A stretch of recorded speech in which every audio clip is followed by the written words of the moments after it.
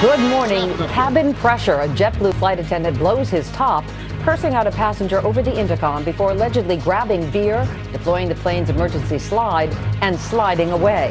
This morning, he has a date with a judge. So why are some calling him a hero? Primary focus. Key elections are being held in 4 states today. A vital test of the anti-Washington mood and President Obama's pull with voters ahead of November's crucial midterm elections. And captured, one of the convicts accused of murder who escaped from an Arizona prison, arrested near Yellowstone National Park, where he was doing work at the local church. And the pastor and treasurer of that church are speaking out in an exclusive live interview today, Tuesday, August 10th, 2010. From NBC News, this is Today with Matt Lauer and Meredith Vieira. Live from Studio 1A in Rockefeller Plaza. And welcome to Today on this Tuesday morning. I'm Meredith Vieira. And I'm Matt Lauer, and what a wild story. We've heard of out-of-control passengers on a plane, but this was a case of an angry flight attendant who apparently had had enough on that JetBlue flight at JFK Airport right here in New York. Yeah, his name is Stephen Slater. He apparently got into an argument with a passenger who was trying to get luggage from the overhead bin while the plane was taxiing. Words were exchanged, and that's when Slater grabbed the intercom, let loose a few profanities, grabbed a couple of beers, deployed the plane's emergency slide, and used it to slide away. Coming up, we're going to talk to a man who was on board that flight, as well as the air train that Slater took back to the terminal. By the way, one of my pet peeves when you're taxiing after landing and the flight attendants say stay seated, is when and someone there are says people it, yeah. stand up and start to do things like that. Anyway, we'll talk much more about that. Also ahead, is there more to the resignation of Hewlett-Packard CEO Mark Hurd than meets the eye? He was facing sexual harassment allegations from a former reality television contestant. The company investigated and said he did not violate its sexual harassment policy. So why was he forced to resign, and why is another powerful CEO furious about it? We're going to talk about that just ahead as well. Okay, plus, do you have a smartphone that you use to surf the internet and download applications? Well, some companies want you to pay every time you do that, and they are phasing out unlimited data plans. So what can you do about that? We'll get some expert advice coming up. All right, let's begin this Tuesday morning with that bizarre incident on a JetBlue flight that ended with a flight attendant jumping out of a plane on an emergency evacuation slide. NBC's Tom Costello covers aviation for us. He's in Washington. Tom, good morning. Hi, Matt. Good morning. The plane was on the ground when this happened, and none of the passengers was in any danger. But one JetBlue flight attendant was apparently having a very bad day. For 38-year-old flight attendant Stephen Slater, it appears to have been one flight, one passenger too many. JetBlue Flight 1052 from Pittsburgh, with 100 passengers on board, landed at New York's JFK Airport at about noon Monday. When Slater was struck in the head with a piece of overhead luggage a passenger was trying to retrieve, Slater demanded an apology, and the two got into a heated argument. Police say that's when Slater got on the plane's PA system and unleashed his own profanity-laden tirade, pulled the emergency exit chute, reportedly grabbed 2 beers, slid down the chute, ran across the tarmac, through the airport, to his car, and then drove home. All I see is the gentleman in the Jeep flying down the block, running and parked the car and ran into his house. Police arrested Slater at his home, and in custody, he simply smiled as he was led away. People can be, abusive to airline attendants. I just, feel bad for the guy. In a statement, JetBlue says at no time was the security or safety of our customers or crew members at risk. Still, ground crews working beneath the plane could have been injured by the falling exit chute. Former NTSB Chairman Mark Rosenker says he's never seen anything like this before. To have a flight attendant unexplainably deploy a chute, leave the aircraft after cursing out the passengers, the only thing I can explain it is perhaps a little too much cabin pressure. For years, flight attendants have been made fun of in pop culture. I'm going to be waiting for you outside in the terminal. Great, bye-bye. Hey, no, there's more.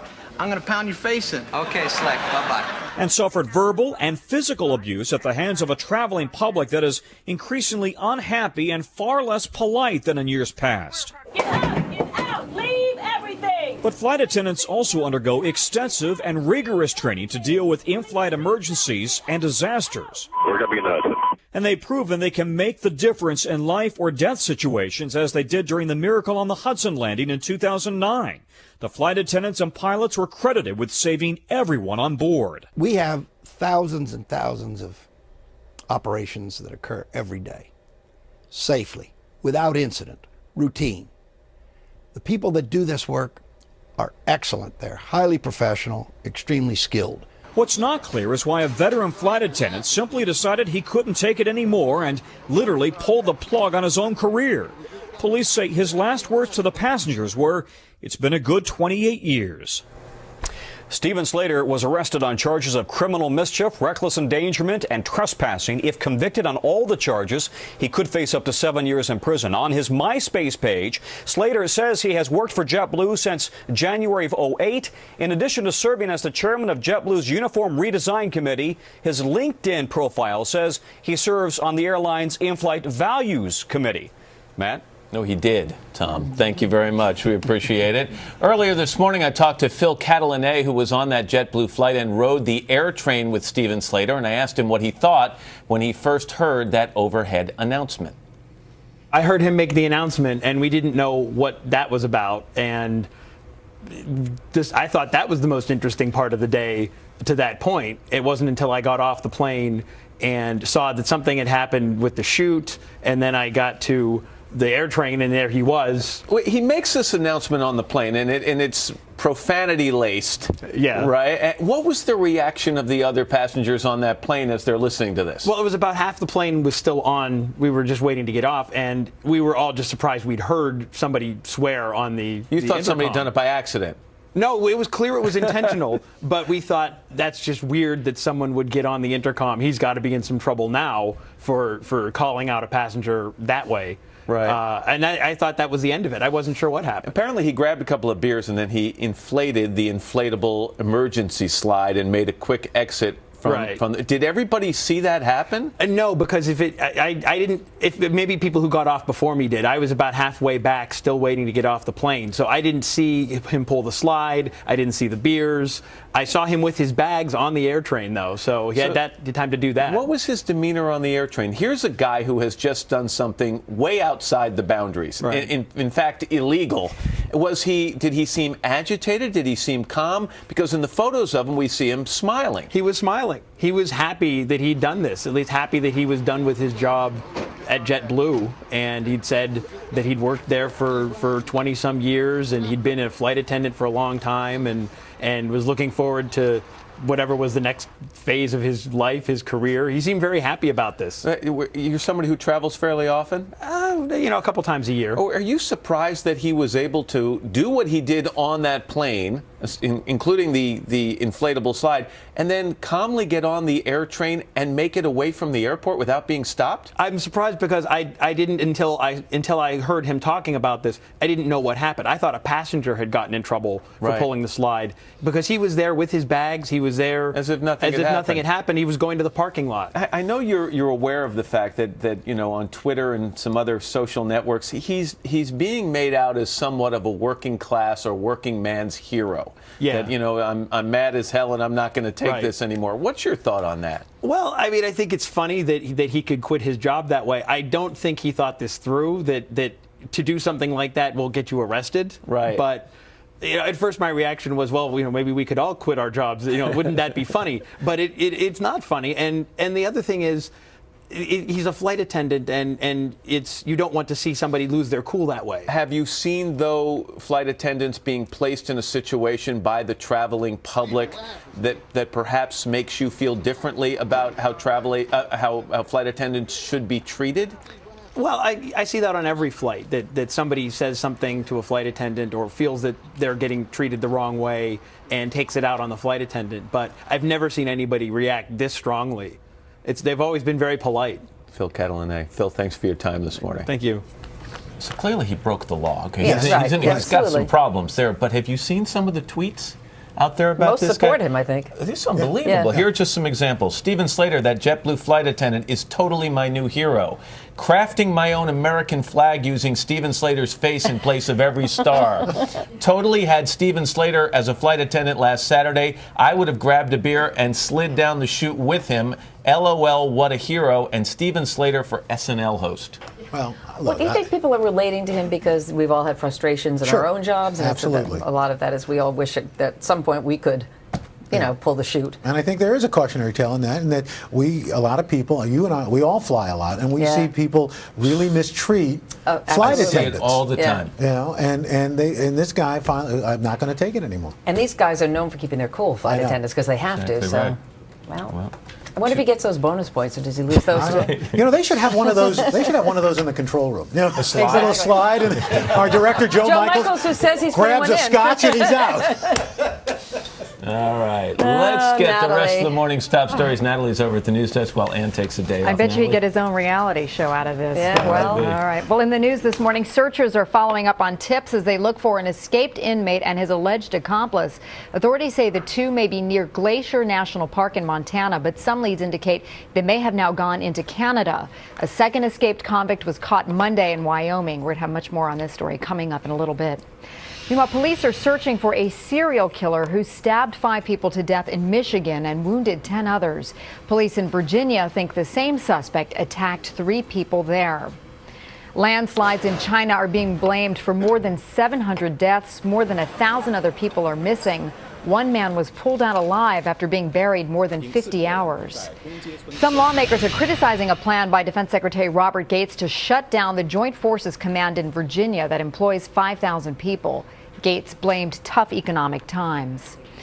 Overseas markets are lower this morning. CNBC's Melissa Francis joins us again from the New York Stock Exchange. And Melissa, a lot of attention today on the Fed. That's right. It is decision day for the Fed. They are largely expected to hold steady. I mean, what else can they do? They can't go lower. Rates have been sitting near zero since 2008. They can't go higher. Look at the jobs report. The economy is weak. In fact, the real question is, what ammo do they have left? Well, they can change the statement to say they're going to leave rates lower for a longer period of time, or they can use proceeds from their mortgage portfolio to buy other assets. What will they do? We'll find out at 2:15 Eastern Time. Natalie, back to you. Melissa Francis at the New York Stock Exchange. Thank you.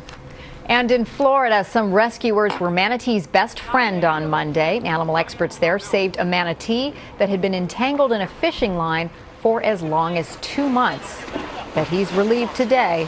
It is now 7:12. Let's turn it back over to Meredith, Matt, and Al. It's a long time. Yeah, a long time. Natalie, thanks. Thank you. And Mr. Roker, check out the weather. That's right. And the big story, of course, the heat. We've been talking about this.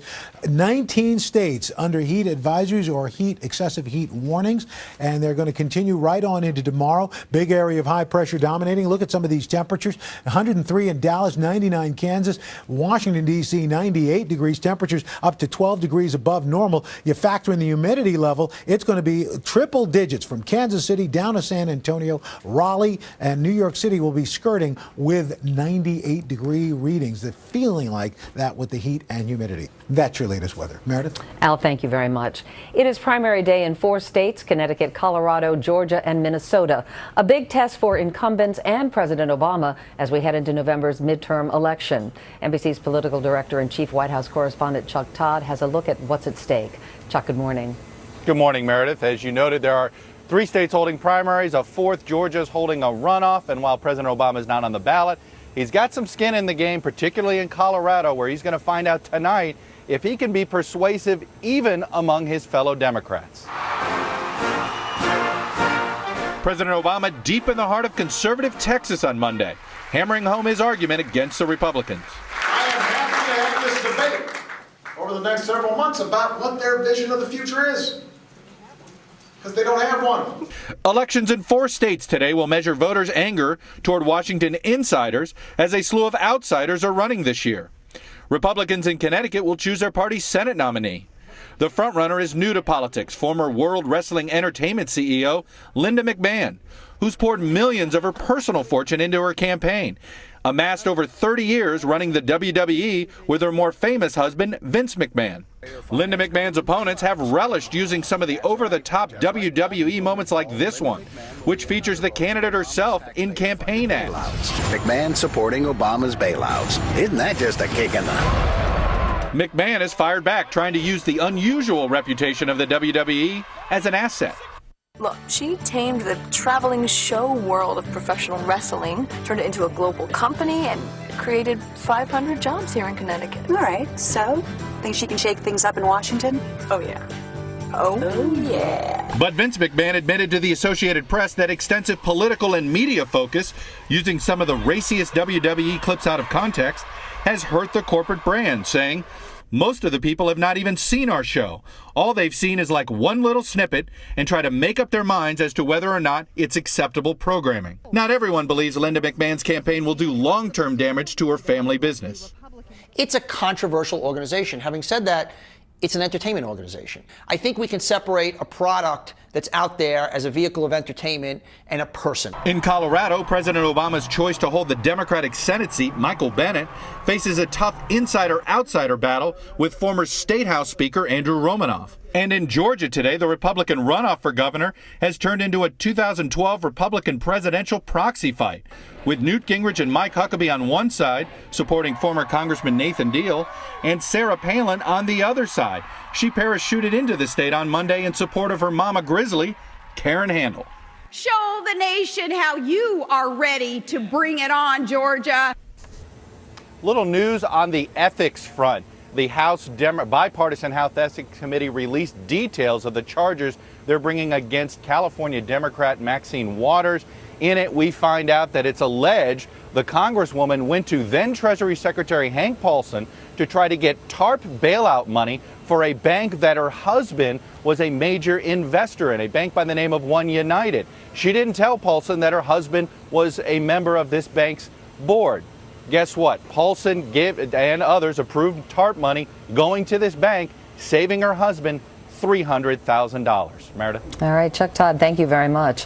Former Democratic Congressman Harold Ford Jr. is an NBC News analyst and author of the new book, More Davids Than Goliaths. Nicole Wallace is a Republican strategist and former White House Communications Director under President George W. Bush. Good morning to both of you. Good morning. Let's start, Nicole, with those ethics charges against Waters. You also have an ethics trial involving Charlie Rangel coming up in the fall, along with hers. How embarrassing is that for the Democrats, and what impact could it have on midterm elections? I've been to this movie. It never ends well for the party, associated with those who are facing ethical challenges. The problem, I think, and what we have to remember is that politicians are human beings. There is a temptation to take the politician's entire life and character into consideration, but our politics are so fast now and so rapid. This has to become a black and white issue where people have trespassed the moral and ethical codes of their office. You have to cut them loose. But do you think it'll linger through November in terms of the public's perception? I think Rangel, who I know very well, and Congresswoman Waters, who I served with, they'll have to defend themselves. Democrats or anyone that believes it won't have an impact is probably kidding themselves. This happened 4 years ago. Democrats used the ethics scandals against a few members of Congress, including Duke Cunningham and Mark Foley, to score political points, and it's probably not unlikely that Republicans will do the same and may score some points in the process. Yeah, you've got an anti-incumbent mood in this country, anti-Washington, anxiety over the economy. How much trouble are the Democrats in? I think it boils down to one thing, and you saw Linda McMahon try to shift from the conversation around her company and focus on what she wants to do, which is jobs. If people are feeling better about the jobs picture and about the economic activity in the country between now and November, my party will do better. The worse people feel, and if the numbers don't improve or at least show some signs of improvement, I think my party will if history is any indicator, will suffer at the polls. Only thing we have going for us, I think, is that some Republicans have not been able, the Republican leadership has not been able to articulate a clear and compelling message for how they will change things for the better. Nicole? Well, look, I'm not sure it matters. Only 26% of the public trusts Republicans to handle the economy, yet 51% of the public wants us to take control of Congress. So what does that say to you then? Well, I think that the table was set by the Obama White House when they came into office in January of '09 and said, we won. We're doing things our way. And Republicans were not made to feel welcome at the table. The stimulus plan was passed without any Republican participation. And I think when a president doesn't have a moderating force on his agenda, he usually suffers politically. And you're seeing that now with members of his own party not eager to stand side by side with him. Yeah, some of them distance it, like Bill White in Texas. Is that smart of him to do? Because the president does bring with him energy and some star power. Couldn't he help a candidate, theoretically? I don't know if it's smart, but it's certainly revealing that the gubernatorial candidate, a Democrat, would say he had to attend the county fair or he had other pressing campaign obligations. Thankfully, President Obama, who's been in tough races, understood that. And the White House has even indicated that the president's real strength in this campaign may be helping candidates to raise money, but being visible with them may not be his great strength. And this is not unusual. President Bush faced it in 06, President Clinton faced it in 94, and now President Obama is faced with it in 2010. Very quickly, let's look at the primary race in Colorado. The White House has made the election of Democrat Senator Michael Bennet a priority. The president has been down there campaigning for him. What will it say to the White House? How concerned should they be if Bennet loses? Democrats that the president has supported throughout this cycle, some have faced some strife. We've seen it in certain states, in some states, in certain primaries. I think voters in Colorado who are expressing some real concern. Candidly, I'm a supporter of Michael Bennet, personal support of his, but voters have made clear that they want a real change. And if Senator Bennet is able to demonstrate that, he will win. And it looks right now that Speaker Romanoff has found some traction. And so with President Clinton. Exactly, which is interesting, almost a showdown between two presidents. You saw it in Arkansas. Clinton supported Blanche Lincoln. You had unions on the other side with Bill Halter, and Lincoln was able to emerge. We'll see what happens in Colorado. All right, Harold, Nicole, thank you both so much.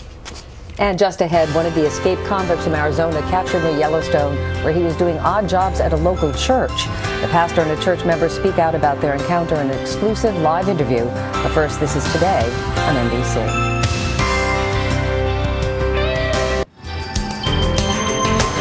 Just ahead is a cell phone company about to make you pay every time you browse the internet with your smartphone. After your local news and weather.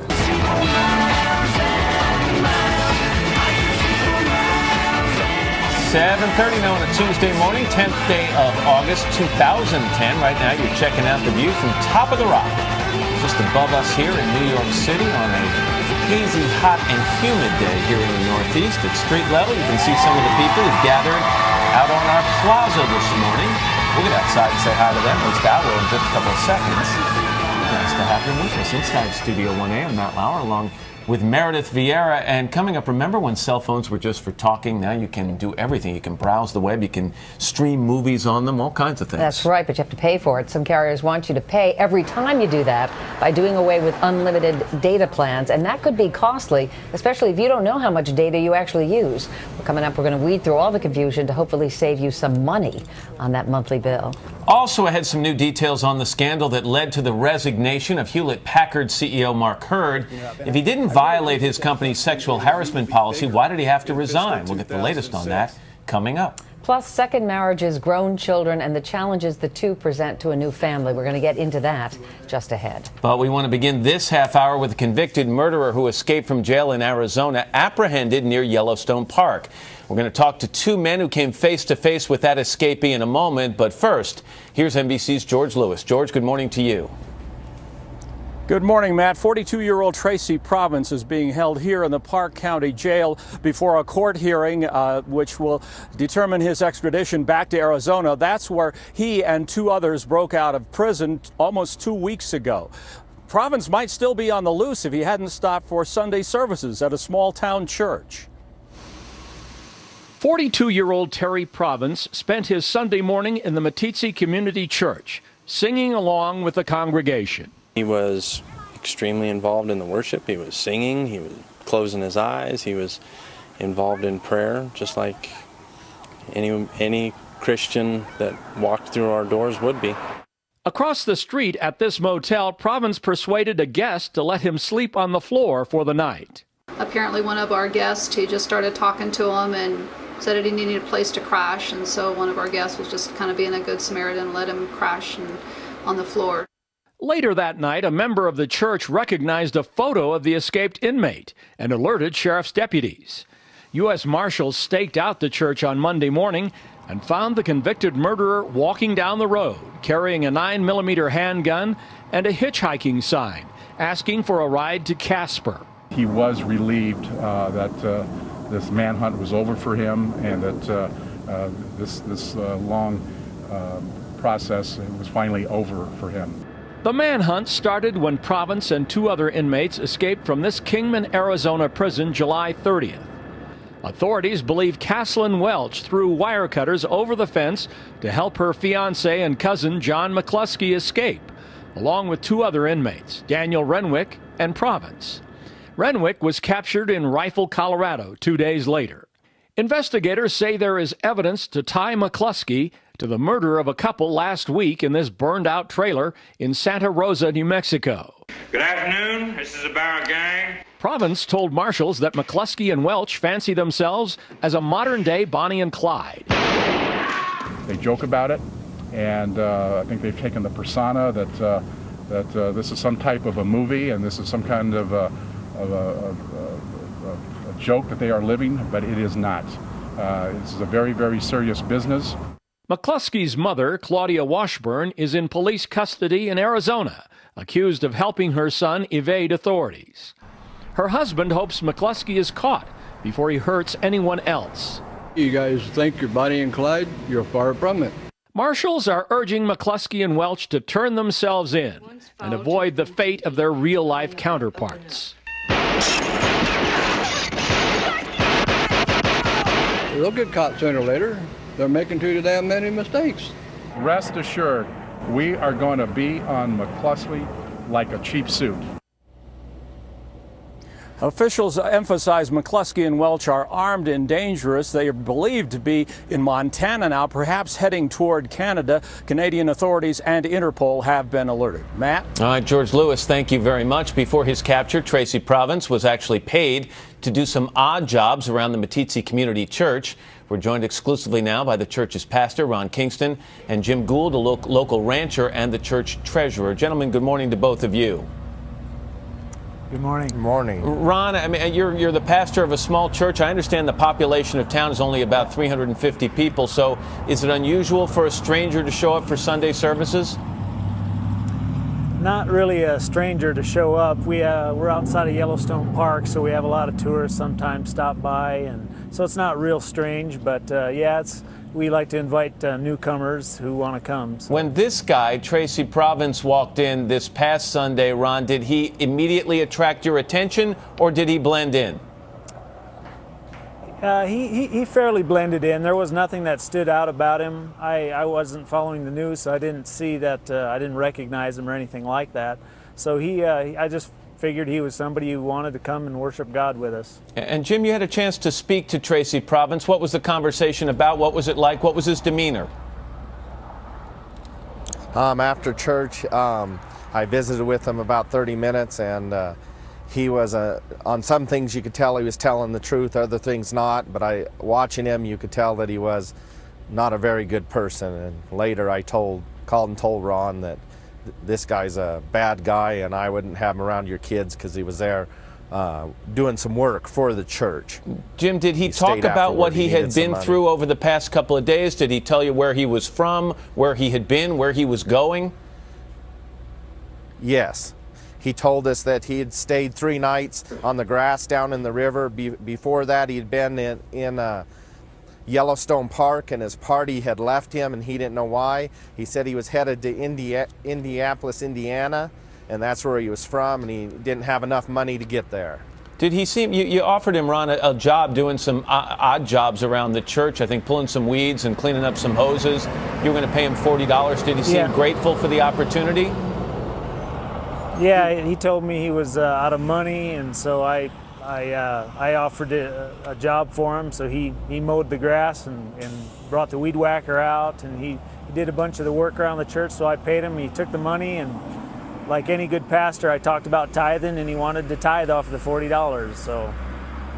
Yeah, and I know eventually your suspicions raised to the point where you did call law enforcement, as did another parishioner, who apparently recognized him from the news. He was planning to come back and perhaps do some more work the next day, and that's when he was arrested. He was arrested with a handgun. You now know a little bit more about his background. Have you stopped to think about what could have been if he had come back to that church? Yeah, I sure have. I've thought of all the scenarios, went through my mind, and this scenario that happened here in Meeteetse in our little town, it really happened good. I'm proud of our law enforcement, and it really wouldn't have happened without the deputy, the deputy sheriff of my town really encouraging me to look on the internet to see if this man was in fact the man in our church, and it turned out he was the man, and then the U.S. Marshals got involved, and everything worked out really good. I saw him walking through the street in the next morning, got on the phone, and it all happened, and there wasn't a gunfight. Everything worked out real good, so I'm thankful to God for his protection over our town. And we're thankful for your actions. Ron and Jim, thanks for joining us this morning. We appreciate it. You bet. Thank you. All right, let's get a check of the weather now from Al. All right, thank you, Mr. Lauer. We got some warm, humid weather out here. Got some nice friends hanging out, having a good time. A little on the moist side, but we're also keeping an eye out on the tropics, especially down around the Gulf. It's low pressure, 75 miles southwest of Naples. Could become a tropical system in the next few days. May affect the oil spill site. We're keeping an eye on this one. We've also got the risk of strong storms from Bismarck down to Omaha, out to Des Moines. Threat of damaging winds, some isolated tornadoes. You can see those storms firing up now. In fact, Des Moines yesterday had massive flooding, washing out roads, railroad tracks, causing big problems. And they're going to pick up another 2 to 3 inches of rain today, as far west as almost just to the west of Chicago and up into Grand Forks. And that's your latest weather. Matt? All right, Al, thanks so much. Up next, do you already think you pay too much for your smartphone? Well, just wait what your cell phone carrier could have in the works right after this.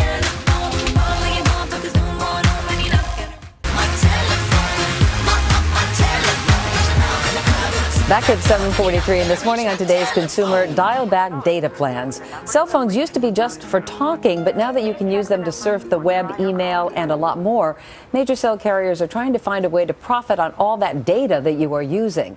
Mandy Walker is a senior project editor for Consumer Reports magazine. Mandy, good morning to you. Good morning. So AT&T announces that it is phasing out its unlimited data plan. Do you expect the other major carriers to follow suit? Probably. It kind of remains to be seen. The rumor mill has it that Verizon will follow suit probably soon, maybe even this month. As far as T-Mobile and Sprint is concerned, we'll have to wait and see. What's the rationale behind getting rid of these plans, these unlimited plans? Yeah, it's kind of a pay for play. There are people out there that are using a lot more data, and you have this unlimited data plan. It's that they're using a ton of data. They want to be charging people the correct amount. But that's a small percentage of phone users, right? Right. And a lot of people will actually do better under these plans because they aren't using that much data. So if they have a tiered plan, they can pay less. Instead of paying $30 a month for unlimited, they can pay $15 a month at AT&T and get 200 megabytes. Well, let's start first with the iPhone. Let's say you are somebody who uses a lot of data, and you're obviously your carrier is AT&T. Mm-hmm. If you've got this unlimited plan at this point, can you keep it? Yeah, you probably can keep it until the contract runs out. Whether or not you'll be able to continue it beyond that, maybe not. Remains to be seen. You've got a smartphone. You're trying to figure out what plan works for you. Is there any way to calculate how much data you are using right now? Is there a website you go to, or how do you figure it out? Yeah, probably your own carrier's website. In fact, almost all the major carriers will let you monitor. You have to sign up for online usage, and they'll let you monitor how much you're using. So that will give you a good gauge. You can figure out, okay, this is how much data I use each month. And this is how much I talk, if you're still talking as well. And then you can pick the plan that's right for you. And what if you miscalculate? You actually use more data than you thought you did. And we are using more and more all the time. There's one study that says that it's doubled in the last year. So if you do, as far as AT&T is concerned, you won't be penalized. That's a great thing. There's no penalty fee. You can just re-up, have another 200 megabytes for another $15, for example, or go up to the 2Gs for $25 a month. So there's no penalty. Hopefully everyone else will follow suit. And for someone like me, I do not own a smartphone. If I wanted to get one, can I calculate? Can I get some kind of figure as to what I probably will need? Yeah, you can go online and see how much you're using now, and you'll have to kind of guesstimate how much you might be if there's more available to you if you want to download documents or stream video or whatever you post to your social networking account. And then you can monitor it during the month. So we suggest a about halfway through the month and then 3/4, just so you know how much you're using and if you're going to go over. All right, Mandy Walker, thank you very much. Appreciate it. Okay. Still ahead, much more on that JetBlue flight attendant arrested after yelling at a passenger and then heading home by fleeing on the plane's emergency slide. But first, these messages. If laughter is the best medicine, there's never been a greater need for it than today in these tough economic times. As NBC's Mike Taibbi found, some of the folks who are hurting the most are finding ways to laugh the loudest. At Motley's Comedy Club in Boston, Wednesday night is bailout night. Free admission for you and a guest if you have a pink slip or a layoff notice. As former department store exec Gail Wellick did. You have to have a good laugh or you could fall into a really bad place. And comics like Sean Sullivan, who joke about the joys of not working. When I'm asleep, I can fly, I know magic, I can dunk basketballs. I'm awake, I'm a fat slob telling jokes to a bunch of unemployed people in a basement. I mean... And it's not just comedy clubs catering to this greater need to yuck it up. Once a week, in what's become something of a ritual, a handful of people show up at the century-old warehouse outside Boston with one goal in mind. Some take the stairway, some take this old elevator. It's a manual job, and it's an old one. And they head up to the third floor offices of a man who makes them laugh. He's Dr. Sushil Bhatia, and he hosts one of the many so-called laughter clubs that have sprung up around the country. No comedy, no triggers, just start laughing.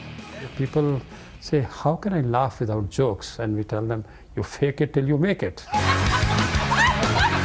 Participants like out-of-work therapist Amy Noel Wyman find they don't fake it at all. I was laid off a year ago, and coming to these clubs is wonderful. I walk out, I feel your body feels better, you're exhilarated, you're uplifted. It's that lift that people long for when they're feeling ground down, a sense of shared struggle, to laughter. Whether it's generated by longtime pros like Dave Russo, Too much. I actually have a limo waiting for me outside after the show, but I'm the driver. or a laid-off engineer-turned-comedian named Dan Ninen, who used to work for Intel. When I applied for the job, they said, you're Indian and Japanese? You don't even have to interview. Or by someone with a day job as a reporter. I'm not sure if he's performed anywhere before, but we're putting him on anyway. Who collects and tells jokes as sort of a hobby. You know, a snail gets mugged by a turtle. Cop says to the snail, what happened? Because I don't know, it all happened so fast. People come in and will say, you know, I really needed this. I get emails through the website, people saying, like, we can't wait to come tonight. I haven't been out in 3 weeks. Going out in search of something guaranteed to make you feel better. A good laugh. And you can't beat the price. For today, Mike Taibbi, NBC News, Boston. Yeah, I don't know about that last thing. I'm not sure. The laughing class or Yeah. laughing group? Yeah. It's a little odd. Just ahead, was there more to the resignation of HP's CEO than just a sexual harassment complaint by a reality TV star? And the latest on that scandal, that's coming up after your local news and weather.